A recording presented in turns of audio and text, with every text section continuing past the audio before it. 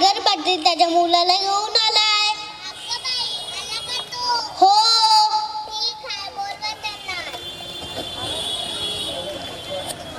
चला मॅडमनी तुम्हाला आज बोलवलंय. नमस्कार मॅडम.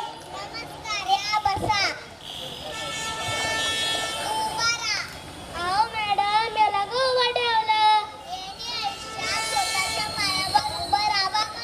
मॅडम राशी यादव या स्कूल मधले होते. आज बघ त्यांची किती प्रगती झाली. म्हणजे आमचा मुलगा ते शिकणार, ते होणार नाही. काय केलं टायगरने एडक मास्तरीन बाई? पण पोरानं केलं तरी काय सांगा की. बापावरच जाणार वय.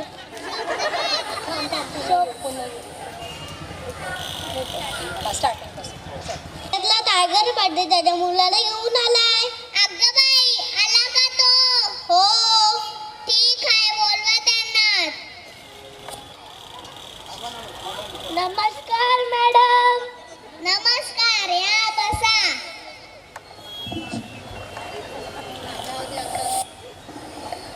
तू उभा राहा.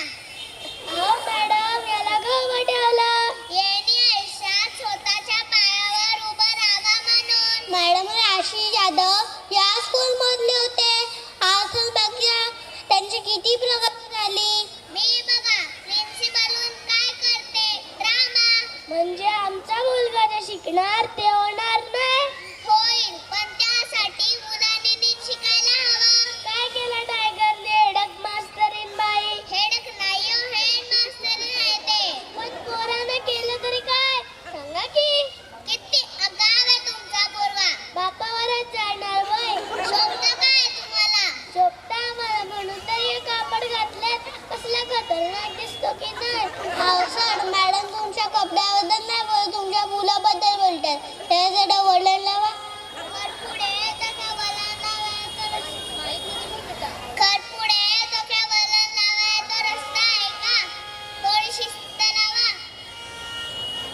बाकी काय नाही, अभ्यासाकडे लक्ष द्या. त्याची आई त्याला रोज आणते तरी तो सुधारत नाही. म्हणूनच तर तुला पूर्ण विषयात 30 पैकी 8 गुण भेटलेत. किती?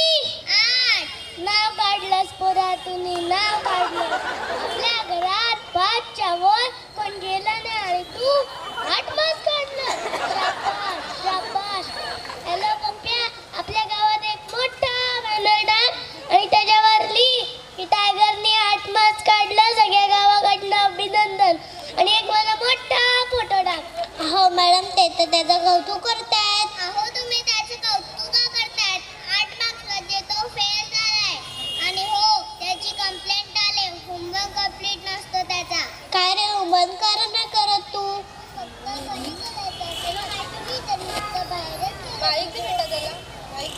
खरपुडे, तुम्हीच समजवा यांना. त्याला बोलू दे. होमवर्क तर घरी करायचं असतं ना, मी तर नुसतं बाहेरच केलं असतो. खरपुडे, तुम्हीच समजवा यांना. अहो सर, गोष्टीची उत्तरं वहीत नाही त्याला. त्या दिवशी कुऱ्हाड पाण्यात पडली तर वर काय येतं? पाणी. पाणी कसं वर येणार? पाण्यात काय पडलं तर पाणीहून पाणीच वर येतं ना. विहिरीच्या पाण्यात कुऱ्हाड पडली तेव्हा पाण्यातनं आजी बाहेर आली, कारण ती 24 तास पाण्यातच असते ना. मॅडम, शरद मला एवढी मज्जा येते ना, काय सांगू तुम्हाला.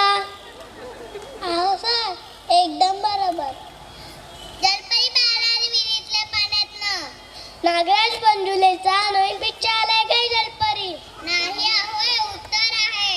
मला सांग, लाकूड तोडायला जलपरीने 3 कुऱ्हाड्या का दिल्या?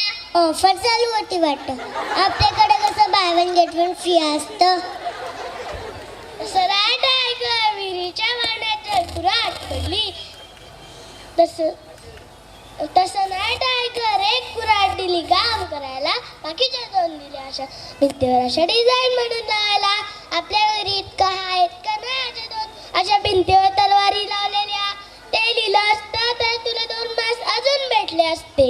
अरे हो, प्रामाणिक होता तो. आता त्याचा आम्ही काय करायचं हेडक मास्तरीत बाई? आता याचाच हेडक झालाय मला. ठीक आहे, सर्व सोडा. मला सांग, म्हातारी भोपळ्यात बसून का जाते? रिक्षा मिळत नसेल म्हणून. असं नाही टायगर, म्हातारी भोपळ्यात बसून पवायला जाते. अशी धावते आणि विहिरीत जाऊन उडी मारते. विहिरीत तिला भेटते आरची. मॅडम, शर्यत बघायला एवढी मज्जा येते ना, काय सांगू तुम्हाला. सर तसं ना, ती बोबल्यात बसून लपून जाते. का? ती जीव द्यायला जाते वय?